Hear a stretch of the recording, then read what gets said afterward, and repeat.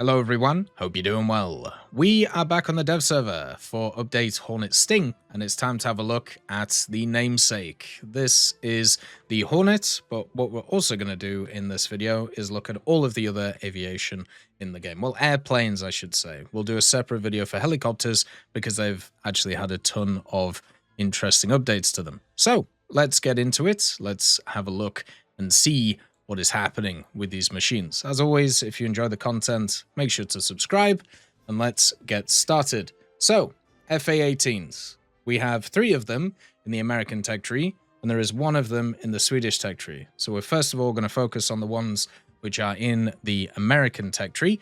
You have 1 premium and 2 standard tech tree ones. You can find the premium one at rank 8. You can pre-order this now. If you want to pre-order it, I'll leave a code in the description and also a pinned comment, so therefore you can get it at a discount and also support the channel. And then you have the FA-18A, which is right here, and then the FA-18C late.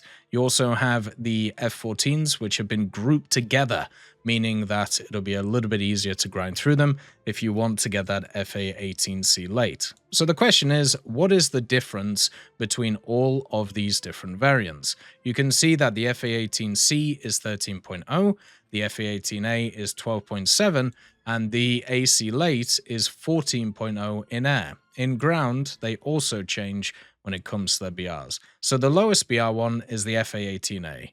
This one has access to the AN/APG-65Q radar. This is the same as the one on the FA-18C, but the late version actually gets an upgraded radar, the APG-73. When it comes to the RWRs, the late C gets the, you can see here, the ALR-56C, whereas the early gets exactly the same thing, and also the A gets the same thing too. So the major difference between them comes down to the radar and also the ordnance that they carry. So with the FA-18A, you're a lot more limited in terms of ordnance options compared to the C late. You can see here, you do get access to the AIM-7M, which is, you know, the pretty good semi-active radar homing missile, which a lot of these American machines have. You can carry 6 of them on the vehicle if you want to. You also have access to AIM-9Ls, which are the all-aspect IR sidewinders for America, not the AIM-9Ms, only the AIM-9Ls, so not the IR-CCM ones. When it comes to other secondaries, you get some drag bombs and then some dumb bombs. You get some incendiaries, which you can bring along too. You also get some rockets, so you can see the big beefy Zunis here. And then you also get a new guided bomb. This is the AGM-62 ERDL. This is a Walleye 2, and what it's basically designed for, you can see it's a TV guided bomb.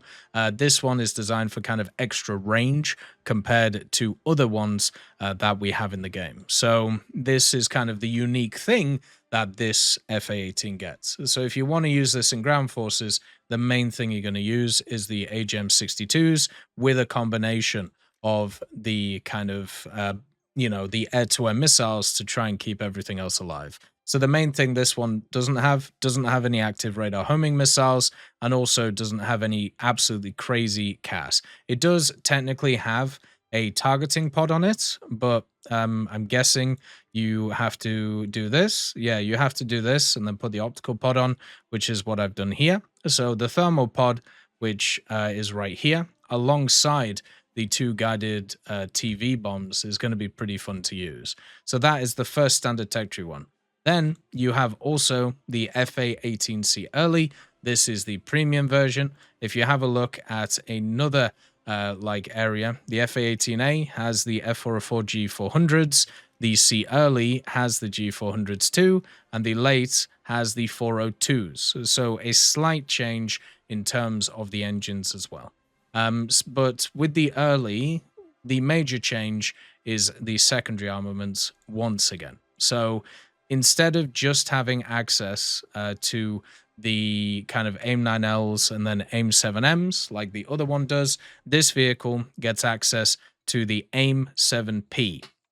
Now, the AIM-7P is basically an AIM-7M that has access to a data link. So it should be a bit easier to be able, if you lose track of targets, to lock onto them again, or if you want to switch targets, it should be a little bit more responsive. But it still only has the AIM-9Ls and doesn't once again get active radar homing missiles.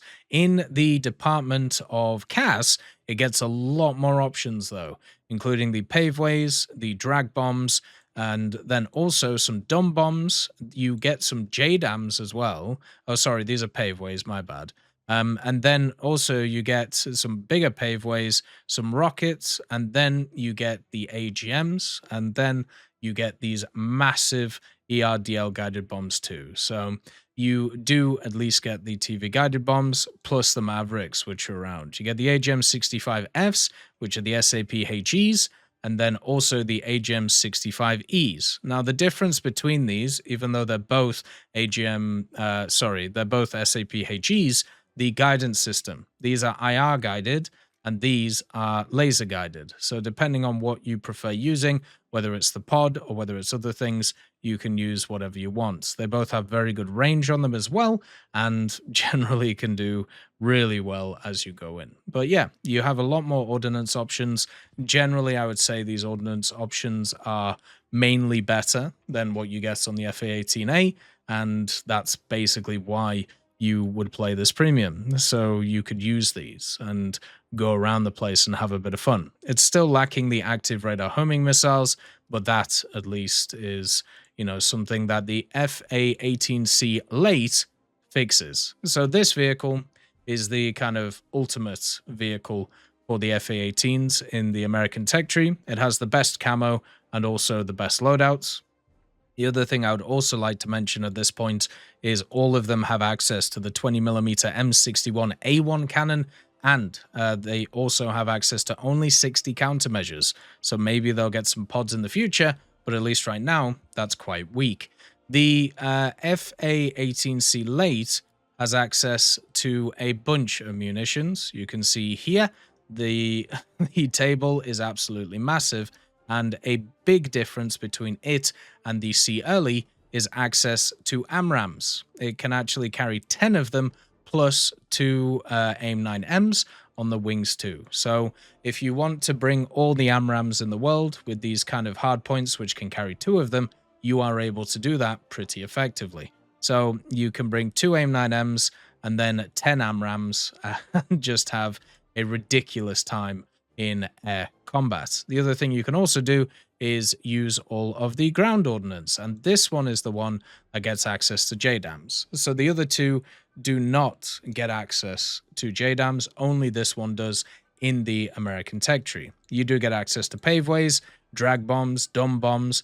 You have the thermal pod as well in the center to help guide your stuff in, and even some big old 2,000 pounders, and also the AGM 65Fs and E's too. So those are the major differences between all of the Hornets. Basically, as you go up in BR, the weapons get better and the radar and the engine gets better. That's the huge difference between them. Shouldn't be a surprise, since that's usually what happens with general variants. And for me, I think in general, looking at the three of them, they do all offer something different, and they'll all offer a different matchmaking setup, which I think in general is super important, because if they were just all at the same BR, it would be just kind of weird.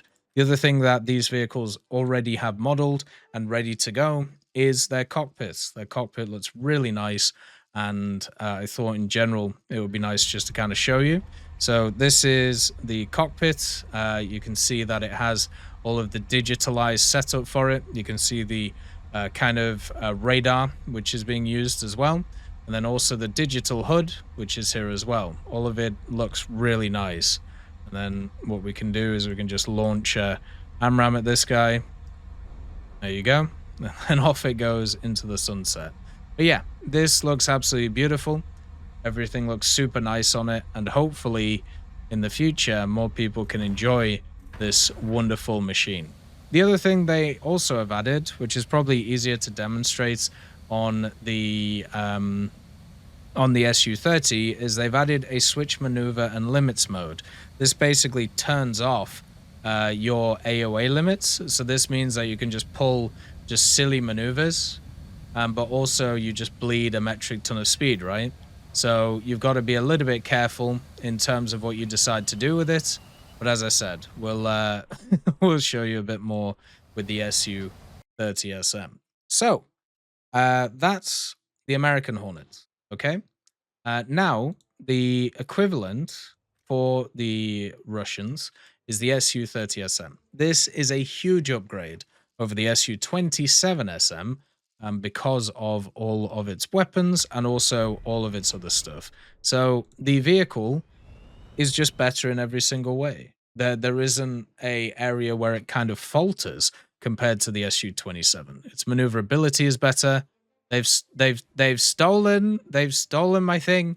Where have you gone? They have literally stolen. Where's it gone? Oh my god, they've stolen my stat card.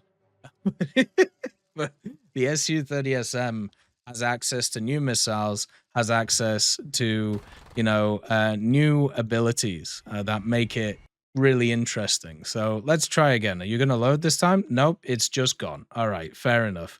Remember, dev server, bugs, always enjoyable. I literally can't click on anything over here. So with this vehicle, it does have access to, obviously, a new radar, which is very powerful. It has access to a powerful RWR and all of the different, electronic systems you would ever want in this vehicle. It has also access to new engines, which have some pretty cool features.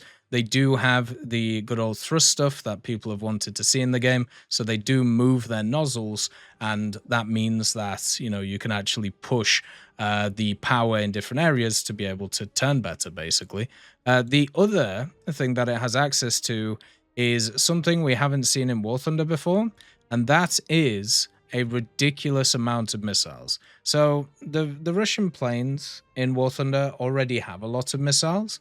This one has 12 R77-1s that it can bring. So 4 over here on this side, and then you have 4 over here on this side, and then it can carry 4 in the middle as well. And then on top of that, if you want to, you can bring the R73s on the wingtips. So this thing can bring 12 R77-1s and then 2 R73s. Or you could bring, more R73s if you wanted to, and less R77s. In other areas, it's pretty limited. So it doesn't have as much ordnance as, some of the other vehicles that are around, like the SU-25. But the ordnance that it does have access to is really powerful, which means this is going to be useful in every game mode. It just really depends if the hard points can hold stuff. So it has the 1500s, and it also has the good old targeting pod with the laser guided bombs. You have the GNSS bombs, which are here too, plus the TV guided 1300s. A bunch of drags, a bunch of good old I think these might be standard bombs, and then also you have the Grom 2. No sign of the Grom 1. So it looks like they still haven't added it to the game, which is probably a good idea. But this one can get all of the Grom 2s. You also have the 500s, the KH-29 TDs, the very annoying missiles to deal with. Then 500 kilos, the GNSS 500s, standard 100s, the K-29Ls or KH-29Ls, the cabs, the KH-38 MTs, which are also incredibly annoying to deal with, and a bunch of other stuff too. You can see incendiaries, more targeted munitions. You have a ton of different stuff on this vehicle. It is very much a multi-role vehicle at heart, even if some of the loadouts, such as the rockets, are very limited compared to what you can get. But I'm sure most people are going to just use it in this type of loadout. So this vehicle gets access to the R77-1. You can see here the actual characteristics of it, the launch range being 120 kilometers. You also have a 16-kilometer lock range, 50G overload, and also a good missile guidance time. Obviously, this is a better version of the standard R77, the major one being the range that it can kind of attack stuff at and, get into it. So that's pretty cool. It does also have a thermal pod. It has not a ton of countermeasures, if I remember, but also, yeah, you can see here, it has about 100 countermeasures, which, you know, there are better, there are worse, depending on what vehicle you look at. But it does have access to some really cool stuff. So, first of all, if you have a look at the engines, right? So you can see, let's actually just turn off the burners so you can see a bit more. If you actually move these around, you can actually see them move with it, right? So they actually move with your control surfaces to actually match kind of like what you're doing. And I think overall that's just really cool. It means that this thing should be a lot more maneuverable than other vehicles that are in the game, which have access to, well, basically not that. It has a Search PD, TWS, PDHDN, TWS-HDN, and a ground radar set of options too. This is the same as the other vehicle. The Hornet also has access to the ground radars, so we'll see how people use those in the future. Looking at the actual cockpit itself, it's actually really nice too. It does have HMD. That's another thing I should actually mention. So with the FA18C Late, that one has access to the HMD stuff, whereas the other ones don't. And then with this vehicle, it does get access to it just straight away. So that is, you know, kind of nice. You don't have to really worry about it. You have, of course, all of the different digital cockpit areas showing you all of the information. They've really done a great job kind of showing all of this stuff. And then also the countermeasures fire upwards and not downwards. You can see here all of the different missiles that are on this thing. Being able to carry 14 is going to be a bit nuts. And the other thing I should also mention, we can show what I was talking about with the super maneuverability. So at kind of longer or at higher speeds, you're not going to have it as much. But as you get into lower speeds, you can just do silly things. And that means that setting up on targets is going to be very interesting to do. And it means that you can get off missiles in very silly ways while you're doing some very stupid maneuvers. You can see here with the R77, we're actually able to lock this thing while doing some silly stuff. So I'm hoping that, you know, in the future, people are able to like use that a lot better than I can. But it's just so weird to generally think about what could happen with this type of mechanic. Because imagine that there is a person behind you and you're like gaining speed and they don't have a ton of missiles, and maybe they do, and you can use your flares.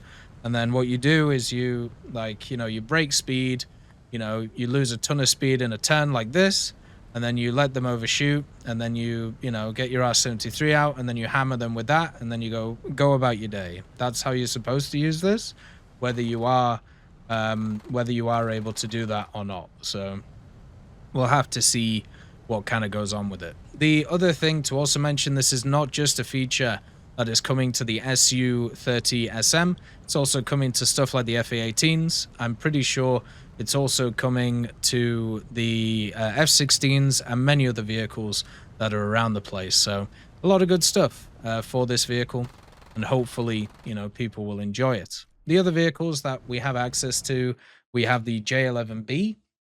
So the J11B is a kind of improvement on the standard J11A. Basically, it is a full upgrade, meaning that it has, you know, better systems inside, and also at the same time has access to more Chinese systems. I know this sounds really weird, but when it comes to the J11A, the whole point of it was to have a vehicle which was licensed produced, or, you know, agreed to be produced, which was similar to the SU-27. So therefore China had another vehicle that they could kind of use and then move from. The J11B is China's attempt to make it more modernized, and actually at the same time bring in more Chinese stuff. So Chinese engines, Chinese radar, Chinese RWR, and also Chinese missiles. So instead of just having to rely on the Russians for their stuff, they now have a vehicle that they don't have to, you know, rely on as much. So this vehicle has completely indigenous loadouts, at least for its air-to-air capabilities, which is mainly what this thing is designed for. You have the PL-12 and the PL-8B. The PL-12 is an active radar homing missile. It has some pretty good stats, and I'm pretty sure it's already in the game. But the PLA-B, which this vehicle also has access to, is an all-aspect IR missile, which doesn't have access to IR CCM, but does have access to good speed and also good maneuverability. It also looks very similar to the Python 3, and I'm pretty sure the PLA itself was actually based off of the Python 3, unless I'm mistaken. So yeah, this vehicle will have access to new missiles, and generally will feel a little bit better because of it.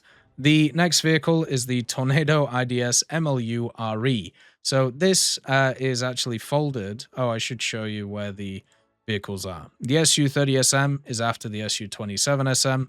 Not a surprise. For China, the J-11B is, you guessed it, after the other two J-11s.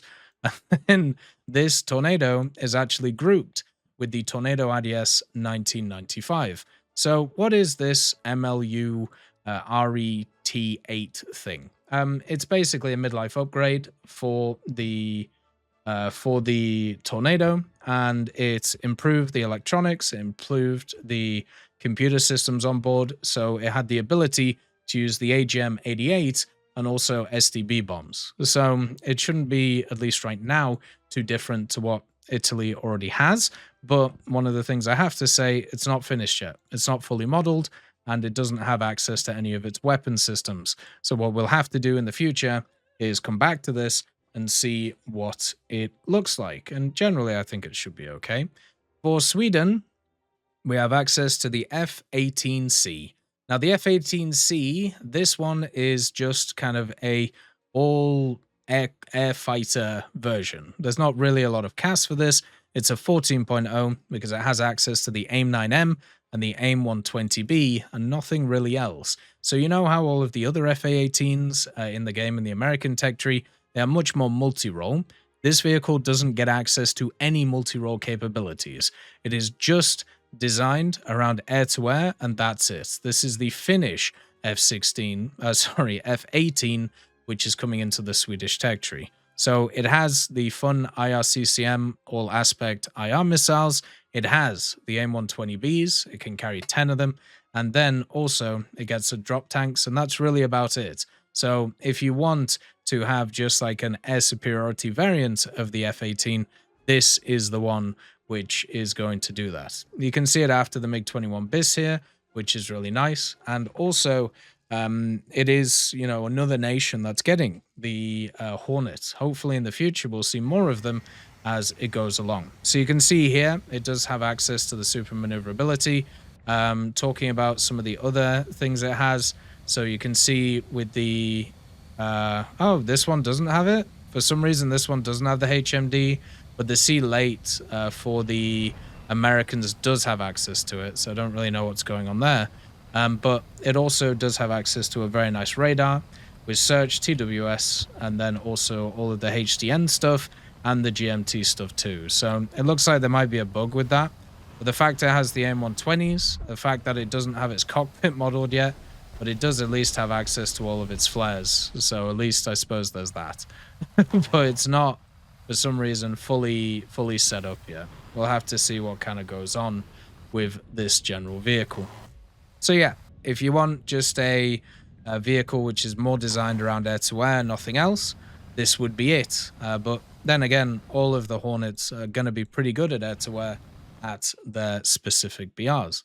Then you have access to the Netz. So this one's weird because you have a premium version of the Netz. And it is basically exactly the same as the tech tree version. Apart from this one is better. And it's better in one very specific way. So you can see here, this is the standard tech tree Netz. And it has access to a bunch of pretty cool modifications. They have actually added a button, by the way, where you can just purchase all the modifications. Lifesaver. Absolute lifesaver. But this has 60 countermeasures, right? It has the Python 3s, has the AIM-9Ls, has the AGM-65Bs. The other Netz has access to the JDAMs, which this vehicle doesn't get access to, and also it gets more countermeasures. So it gets 180 instead of the 60, which is standard. So this is just kind of like a pay-to-win F-16. They're the same BR as each other. They both have access to kind of the same ordnance. This one, I would technically say, is slightly better. But the main thing is the countermeasures. This one just gets way more countermeasures than the others. So yeah, it's just looking better, isn't it? How crazy. That's all of the airplanes that are on the dev server right now. Of course, they can be more in the future. But as always, I hope you have a wonderful day, and I'll see you next time.